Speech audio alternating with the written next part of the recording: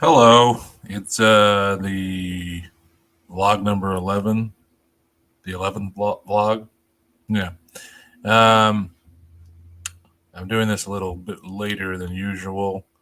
Um, Not for any particular reason. I've been feeling like okay. This weather is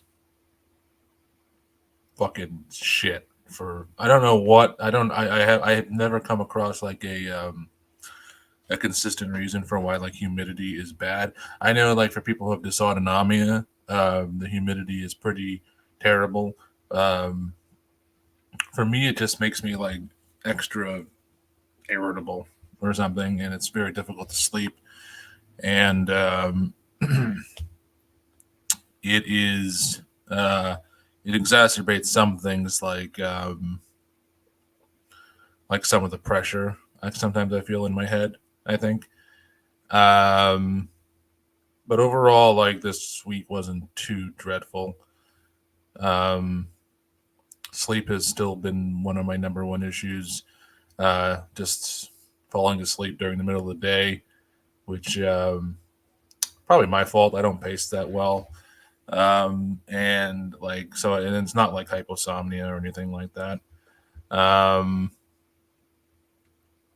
but for this vlog, I did want to talk a little bit about the fundraiser, tiny fundraiser that I did for International ME Day Awareness Day. It was like the very pretty much the least I could do. And then talking about like friendships when you're ill. And so basically, this will be very short because the fundraising goal was pretty easy. Uh, so I was only trying to raise $200, and it's going to go to the Open Medicine Foundation. So it's still open. So I raised $240 for that, which was nice. It was mostly just like friends, family, and then myself who made a donation. Um, I did kind of pressure people into it. I felt like a multi-level marketing person, like pressuring with like the sales tactic kind of thing. But I was just like adamant about it. I was like, yeah, I'm gonna kind of like push you a little bit on it.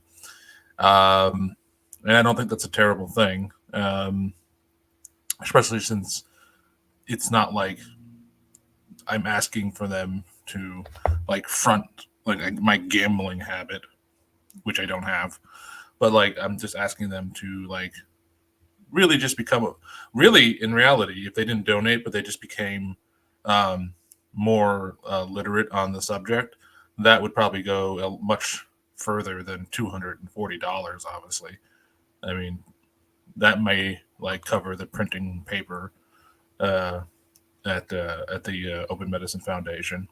But anyway, so that's completed, and now I just have to figure out a way to transfer it. But other than that, I think that went off pretty well. Other people did other things that went. I think they had conferences. They had people made short videos. Um, like people like wrote their own poems and videoed, taped them or recorded them, and so did any of it like make an impact? I don't know. I know there's a lot more people getting sick with long COVID right now, and those numbers are going up, and disability rolls are still going up, and work absences are still going up. So I don't know if there's a breaking point at which, like, the awareness is just going to become too palpable in people's daily lives to ignore it. But something seems to be like shifting, at least gradually, in the direction of we should probably take an interest in this extremely common illness or umbrella term for these chronic illnesses that have some sort of environmental, viral, or um, uh, innate immune like trigger to it. So that's that. And the other thing I wanted to talk about is about like maintaining friendships when you're ill, sort of, and just generally like how that goes. I made it a point to tell my friends immediately, which I know some people don't because there may be a shame aspect to it, which is fine, you know. But I wanted to let them know immediately because I thought it was critical to have like their support. And um, the first year was very difficult because I couldn't really do much. Like the disease was very um, it constricted a lot of like my ability to have longer conversations and like to socialize, but it's eased up a little bit. So like last night, for example, which I know a lot of people will maybe can't relate to, but like I was able to have a 4 hour conversation with a friend that I've known and a former coworker, and my brain was still firing on all cylinders for the most part. Uh, I was getting tired at the end, and she. So for the first year that I was sick, we used to only talk for like 20 minutes at a time, and I was very aware of like, okay, I should not converse any longer than this because it could just have detrimental effects. But now I'm kind of like, you know what, I don't really mind it too much. Sometimes I talk for an hour or three, and then like even before that, I talked for 3 hours with another friend on the phone, one of my friends from high school and college, and so it's a lot about like some of it's about energy management. I have a lot more energy to expend clearly than most people, um, and so I choose it to spend it on those things. Um, I try not to talk about my illness that much unless they ask. Like a lot of them will mostly ask like, "How are you doing?" And I know that the context is basically like, "How is like your illness going?" Because I haven't seen. The last time I saw a friend was a couple of months ago who helped me move uh, some furniture because I couldn't do it on my own. It was like a garbage day, and that was the last time I saw like a friend in person. And that had been that was the first time I had seen a friend in person since the last time I saw them the year before. And so I've only seen two people since March like 3rd or something, March 3rd or 4th of 2022. I've only seen two friends in person.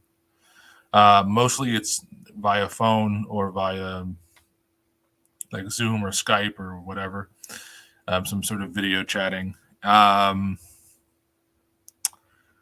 That I'm conflicted about because I don't know how to most it's like a long distance relationship kind of thing, right? Now, I mean, I don't see I wasn't really seeing a lot of my friends run regularly anyways because we all live in different states. But then I feel bad because like I can't go visit them. Like I probably could, but it would take a lot of accommodation for them to um have me there, and then like I would have to rest a lot, and then I would have to we wouldn't be able to like just go out and like explore wherever, within whatever city they live in. um I wouldn't be able to go to like a baseball game with my friend who like lives in New York, for example, or if they came here to Massachusetts, we wouldn't be able to go to like Fenway Park or something, or it would be too overstimulating for me, and um, all the walking and all the like I don't have like a hand, even though I'm declared legally handicapped by the state. I don't have like a handicap like little badge or sticker that says like, hey, I get preferential treatment to sit here and be wherever. I don't have that, or get to the line. So it's like a lot of those things don't exist. But I do feel it's important to stay in touch with them if you can, and to let them know how important it is for them to stay in touch, and to um, I always thank them for checking in on me when they do, because I know a lot of people for that, and that's like rare, right, to have their friends check in on you.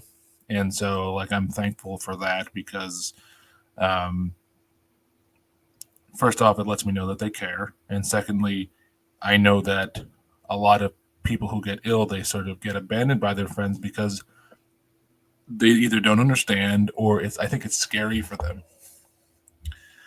It's terrifying to think that this person that they knew is no longer that person, which is on some level true, right? Like getting ill has changed me significantly, right?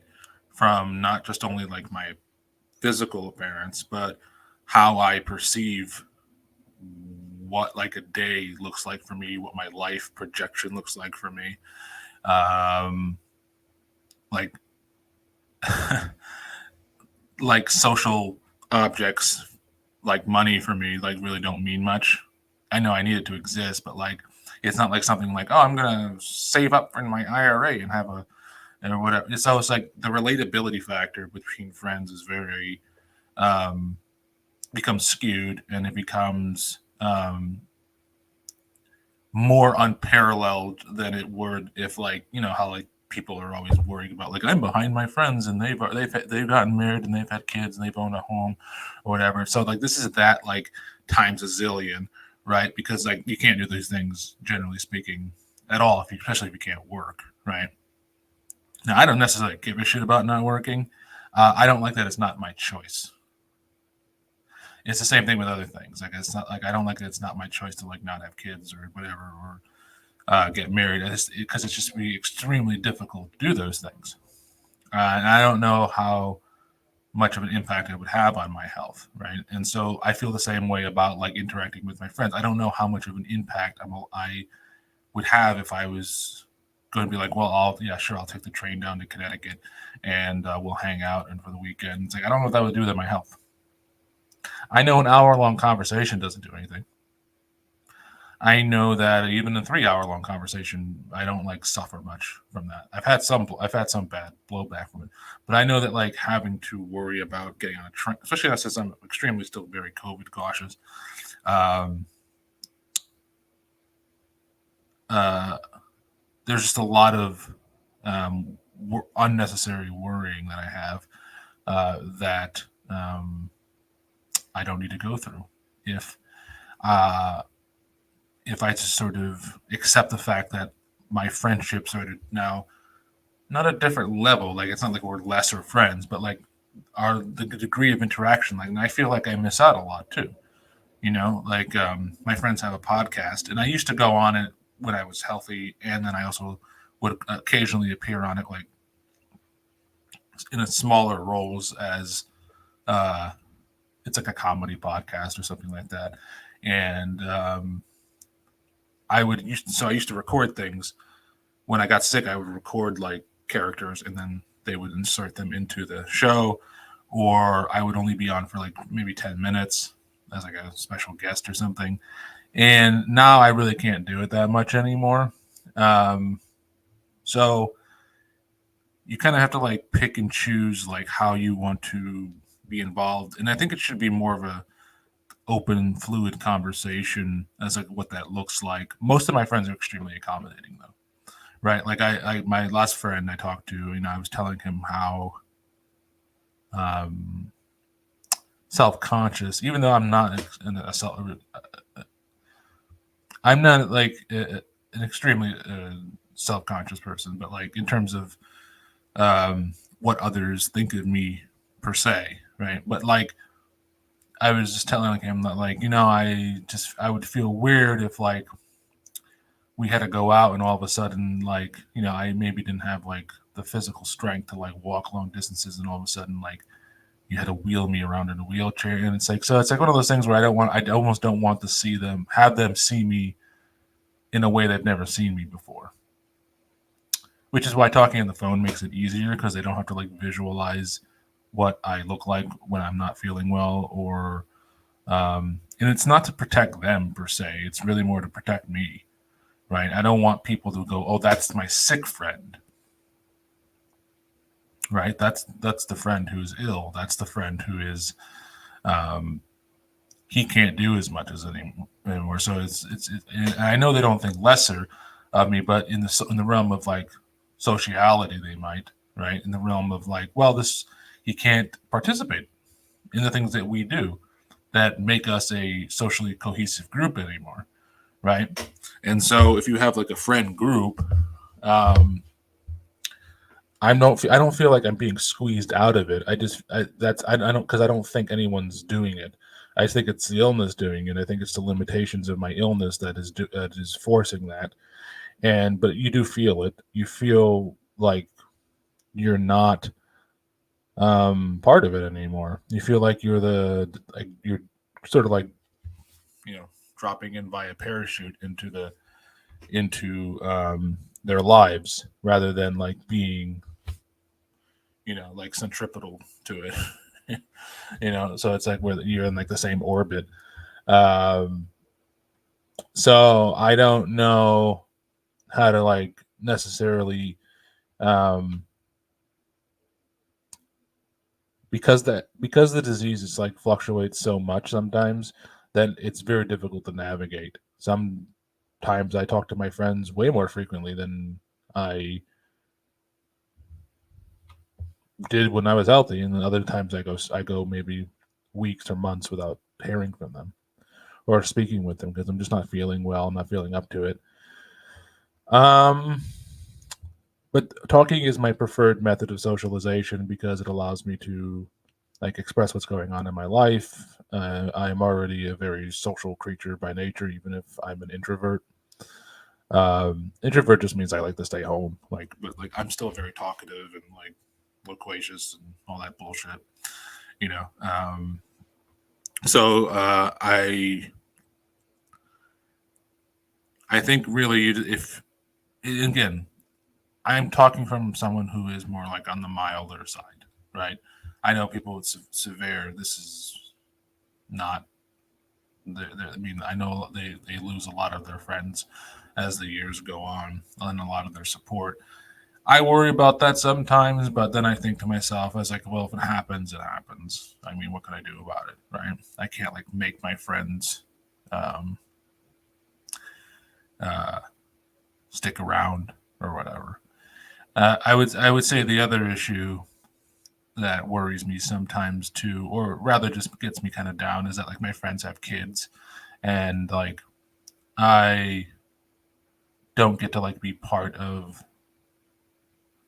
like their, not that I would have any part of their upbringing, but like I don't get to like uh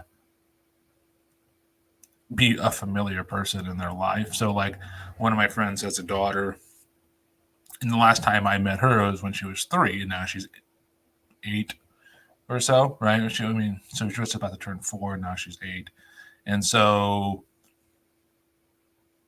um she didn't really remember me the last when she saw me on Zoom. So it's like that bugged me a little bit, not because she didn't remember me, but because like it's like being erased in someone's brain, right? It's that erasure aspect that kind of like made me feel like, ooh, I don't exist to this person, and so that's the kind of thing that I don't want to happen. But if it does, like I guess I can't do anything about it. It's just the limitation that this illness presents. And so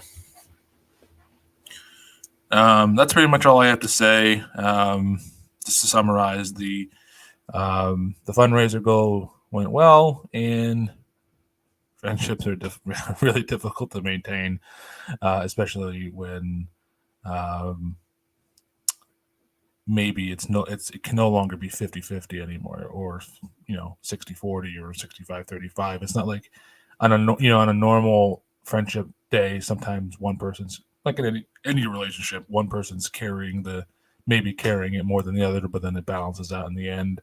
This is much more difficult. This is more like I'm really reliant on them to carry out a lot of the relationship stuff, and I think um,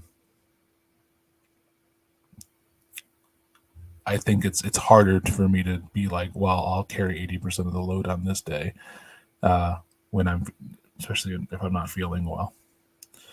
And that's pretty much it. So I'm wearing a new shirt today that my mother got for me when she went to Amalfi. I think that's where I'm half Italian, so I think that's perhaps where my family is from. I'm not entirely sure, or or my mom's side of the family is from. But yeah, I try to wear a new shirt every episode of my vlog, but I'm eventually going to run out. But so my mother will have to go on another trip soon, I suppose.